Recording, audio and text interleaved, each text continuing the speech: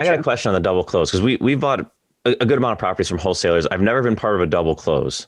So what does that look like on the HUD? So, Mark's buying a property for 100 grand and then he's going to, sell it to me that same day for 110 or whatever that may look like. How is he able to close on 100 grand there without cash, without a loan? Like, what does that actually look like? I understand the whole concept, but tactically, how does the title company let that transaction happen?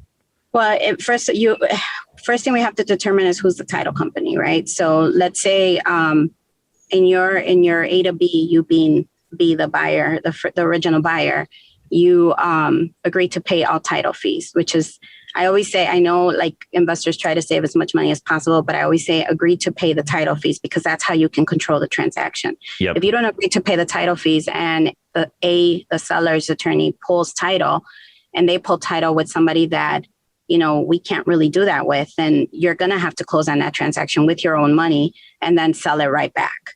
There's no way to do a double close, right? It's just going to be an A to B, close that transaction with your own money, and then bring it over B to C and close that transaction. Now, if you agree to pay for title, let's say, and you're doing it with a title company that we work with, so we'll schedule your transaction. It's a regular close from A to B. You're going to close at, let's say, 9 a.m., right? And then we're going to do the B to C, which is the second transaction, the double close. We're going to do that at 9:30. So then in essence, we're technically closing B to C before we close A to B because C's money is going to be used to fund A. Does that make sense? Got it. So does that show up on the HUD, like from sale of whatever? Like how? No, it's two totally separate transactions. It's just something we do on the back end.